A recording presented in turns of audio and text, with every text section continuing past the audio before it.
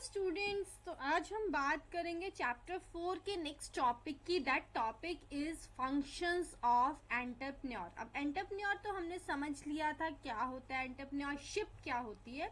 आज हम सोचेंगे और समझेंगे कि एंटरप्रेन्योर के फंक्शंस क्या हैं। तो सबसे पहला जो एंटरप्रेन्योर का function, that is create a new idea for product और सर्विस। जो भी आप वर्क कर रहे हैं किसी प्रोडक्ट को लेके या कोई भी सर्विसेज दे रहे हैं, तो उसके लिए आपके आइडियाज जो होने चाहिए, that should be innovative ideas होने चाहिए, जिससे आपकी इनकम को आप इंक्रीज कर सकें। ओके, तो ideas that is very very important to do entrepreneurship. Next है रिसर्च। रिसर्च जो है वो भी आपने कोई भी काम करना है तो सबसे पहले उसके बारे में सारी डिटेल्स आपके पास होनी चाहिए। आपको उसकी पूरी अच्छे से रिसर्च करनी है कि इससे मुझे कैसे बेनिफिट हो सकता है और साथ में कम्युनिटी भी कैसे इससे जो है उसको बेनिफिट आप दे सकते हो। ओके, तो आपने रिसर्च पूरी करनी है जो भी काम करना है। देन है मैनेजिंग बिजनेस। बिजनेस को मैनेज करना है, प्लान करना है फ्यूचर में क्या क्या काम कर सकते हैं। रॉ मटेरियल आप कहाँ से लेंगे, आप पर्सन्स यानी कि आप लेबर कहाँ से लेंगे, आप कैसे जो है वो इंफ्रास्ट्रक्चर को बनाएंगे और कैसे अपने बिजनेस को डेवलप करेंगे। आपको सोचना है what to do. Okay, organising resources. Resources जो है वो लेने आपको बहुत बहुत जरूरी हैं। आपको रिसोर्सेज लेने according to the need of the product. आपको क्या करने, रिसोर्सेज लेने हैं जो क्या करेंगे, आपको जो भी आप आइडिया सोच रहे हो उसको रियल में प्रेजेंट करेंगे लोगों के सामने। डिसीजंस लेना जरूरी है, कोई सी भी टाइप के आपको डिसीजन लेने पड़ सकते हैं। इधर आपको फेलियर्स के भी लेने पड़ सकते हैं, आपको ग्रो के भी लेने पड़ सकते हैं। किसी भी टाइप के आपको डिसीजन लेंगे, क्योंकि एंटरप्रेन्योरशिप में रिस्क जो है that is very very important. जिसने रिस्क ले लिया वो ग्रो भी कर जाता है, कई बार बहुत ज्यादा और कई बार डाउनफॉल भी आपको देखने पड़ते हैं। ठीक है, नेक्स्ट आता है एग्जीक्यूशन। एग्जीक्यूशन कैसे होगी अब इन सब चीजों की, जब आपने सोच लिया मैं ये बनाऊंगा, ऐसे करूंगा, ये प्राइस रखूंगा, लोगों को ऐसे प्रोडक्ट्स दूंगा, लोगों के माइंड को सोच के आपने चीज बना ली है, तो उसको एग्जीक्यूट कैसे करना है इसके बारे में आपको सोचना है। Public relations. पब्लिक रिलेशंस आपने जो है वो अच्छे बनाने हैं ताकि आपका जो बिजनेस है वो ग्रो कर सके। इनकम डिवाइड करनी है आपने किस चीज के लिए, कि मैंने रॉ मटेरियल में इतना देना है, सैलरीज में मैंने इतना देना है, इतना मुझे प्रॉफिट होगा, वो सब चीजें आपने करनी है। तो these are the functions of entrepreneur. जब भी आप कोई बिजनेस शुरू करते हैं या एंटरप्रेन्योरशिप में एंटर होते हैं तो आपको ये सारे काम करने पड़ते हैं। तो that is an important topic, functions of entrepreneur. ये सब चीजें आपको ध्यान में रखनी है। इन पॉइंट्स को रिमेंबर करके आप टेक्स्ट जो है वो खुद भी बना सकते हैं, जैसे मैंने आपको गाइड किया अकॉर्डिंगली आप टेक्स्ट जो है उसको बना सकते हैं। नेक्स्ट लेते हैं इंपॉर्टेंस क्या है एंटरप्रेन्योर की। अब एंटरप्रेन्योर ने काम किया तो उसकी इंपॉर्टेंस भी बहुत ज्यादा है। That plays an influential role in many aspects.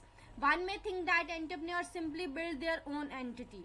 बहुत सारे लोग ये सोचते हैं कि एंटरप्रेन्योर जो है सिर्फ अपने लिए ही काम करता है, बट वो जो है कम्युनिटी के लिए भी काम कर रहा है, स्टेट के लिए भी काम कर रहा है, अपने रीजन के लिए भी काम कर रहा है, अपने लोगों के लिए काम कर रहा है, अपनी कंट्री के लिए काम कर रहा है। क्योंकि कोई भी अगर बिजनेस क्रिएट करता है तो उसको लेबर चाहिए, लेबर आती है तो वहां से क्या होती है, जॉब्स की अपॉर्चुनिटी निकलती है, तो इसको हम जॉब्स क्रिएटर्स भी बोलते हैं। That's why they increase the growth in GDP. तो जीडीपी भी यहाँ से ये इंक्रीज करते हैं। The growth of business in these area simultaneously helps in the development of infrastructure like roads बनते हैं आपके। आप जहां पे भी बिजनेस करोगे, आपको जो भी पर्सन बिजनेस करेगा वो देखेगा कि रोड्स जो है वो प्रॉपर पहुंचे, वहां पर इलेक्ट्रिसिटी प्रॉपर हो, वाटर सप्लाई अच्छी हो, स्कूल्स हो, हॉस्पिटल्स हो, ड्रेनेज हो, ठीक है, डेवलपमेंट हो, मार्केट हो, ये सब चीजें जो है वो सोच समझ के की जाती हैं। ओके, तो that is very important, that is the importance of entrepreneur. Next topic है मिथ्स। अब इसके बाद में बहुत सारी मिथ्स भी हैं कि आप एंटरप्रेन्योर नहीं बन सकते क्योंकि आपके पास ये नहीं है। बहुत सारे लोग आपको मिसगाइड भी करते हैं। तो एंटरप्रेन्योरशिप एक ऐसी जर्नी होती है जहां पे बहुत सारे अप्स एंड डाउन्स आपको देखने में मिलते हैं। बहुत ज्यादा आप ग्रो करते हैं और बहुत ज्यादा नीचे भी जा सकते हैं। ठीक है, तो दोनों चीजों को आपको देख के चलना होता है। तो every business idea needs to be very unique and special होना चाहिए। पर आपका आइडिया अगर अच्छा है, जरूरी नहीं है वो यूनिक हो, वो स्पेशल हो, अगर अच्छा है तो वो काम करेगा।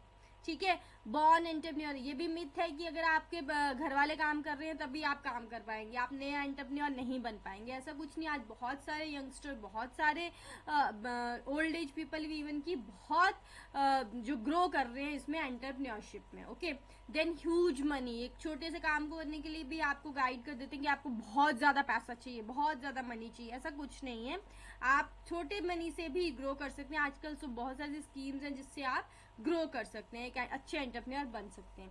इंस्टेंट प्रॉफिट, इंस्टेंट प्रॉफिट कभी नहीं मिलता है, इसके लिए आपको धीरे धीरे काम करना पड़ता है। और कुछ कंपनीज होती हैं ऐसी जो एकदम से ग्रो कर जाती हैं, पर कुछ ऐसी होती हैं जिनको धीरे धीरे ग्रो करना पड़ता है। Must to have a good idea, आपके पास एक अच्छा आइडिया होगा तो आप एग्जीक्यूट कर सकते हैं, पर अब हमेशा नहीं है कि गुड आइडिया वाले ही एग्जीक्यूट करें। कई बार जो ऐसे भी लोग होते हैं जो अपनी बातों से, अपने काम से भी एग्जीक्यूशन जो है वो अच्छी कर लेते हैं। लग्जरियस फर्नीचर, जरूरी नहीं है आपके पास अच्छा फर्नीचर होगा, अच्छा फ्यूचर आप सोचें कि हमेशा आपको लग्जरी फ्यूचर ही मिलेगा। ठीक है, फ्यूचर जो है आपका अकॉर्डिंग डिपेंड करेगा आपके बिजनेस के ग्रो करने पे कि आप किस टाइप के एंटरप्रेन्योर बनेंगे। ओनली यंग, सिर्फ यंग लोग ही कर सकते हैं। इस टाइप की भी मिथ है कि सिर्फ यंग लोग ही एंटरप्रेन्योर बन सकते हैं, जो ओल्ड एज पीपल है वो नहीं बन सकते। ऐसा कुछ नहीं है, हर एज का पर्सन जो है वो एंटरप्रेन्योरशिप में एंटर हो सकता है और अपने बिजनेस को ग्रो कर सकता है। ओके, तो these are some myths about entrepreneurship, these are some points, आप इसे रिमेंबर करें और इससे रिलेटेड आप कोई टेक्स्ट जो है वो पॉइंट से ही क्लियर हो रहा है, आप इसको अपनी राइटिंग में लिख सकते हैं। नेक्स्ट है entrepreneurship as a career option. अब इतना सारा कुछ बता दिया मैंने एंटरप्रेन्योरशिप के बारे में, तो आप इसको career as a career use कर सकते हो। लाइक आप सर्विस बिजनेस कर सकते हो, एजुकेशन सेंटर में जा सकते हो, इंश्योरेंस में जा सकते हो, ट्रांसपोर्टेशन में जा सकते हो, बहुत सारी सर्विसेज हैं जो आप दे सकते हैं। देन मैन्युफैक्चर कर सकते हैं, हार्डवेयर बना सकते हैं, फर्नीचर बना सकते हैं, और कुछ भी जो आपको लगता है कि ये मैं अच्छा मैन्युफैक्चर कर सकता हूँ तो यहाँ पे आप उसका बिजनेस शुरू कर सकते हैं। सोल प्रॉपर्टीशिप बिजनेस, ठीक है, आप जो है वो छोटे छोटे जो वेंडर होते हैं, छोटे छोटे ग्रॉसर्स, कारपेंटर, इस टाइप का कोई भी प्रॉपर्टीशिप बिजनेस कर सकते हैं जिससे आपको ग्रो करने में जल्दी ग्रो होगा और ग्रो करने में आपको हेल्प मिलेगी। फ्रेंचाइजी बाय कर सकते हैं। देन आप जो है वो business honour, small business honours को बना के, ठीक है, उससे आप अपनी कंपनीज को ग्रो कर सकते हैं। देन कॉपी कर सकते हैं किसी एग्जिस्टिंग बिजनेस को, जो ऐसा बहुत अच्छा बिजनेस है जो बहुत ज़्यादा ग्रो कर रहा है, उसको आप कॉपी कर सकते हैं। And work from home business, घर से बैठ के भी आप बिजनेस कर सकते हैं।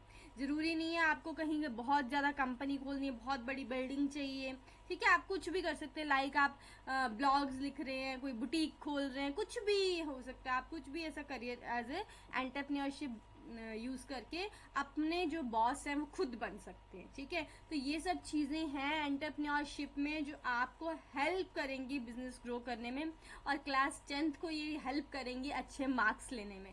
तो आप इसको पढ़िए, इन पॉइंट्स को रिमेंबर रखिए, इन पॉइंट्स से ही आप जो है वो क्वेश्चन सारे सॉल्व कर सकते हैं। इस चैप्टर में यही मेन चीज़ें हैं जो आपको आएंगी, जो मैंने आपको पॉइंट्स के थ्रू समझा दी हैं। आप इसको पढ़िए, फिर भी आपको कोई डाउट लगता है तो आप कमेंट सेक्शन में कमेंट करके पूछ सकते हैं। थैंक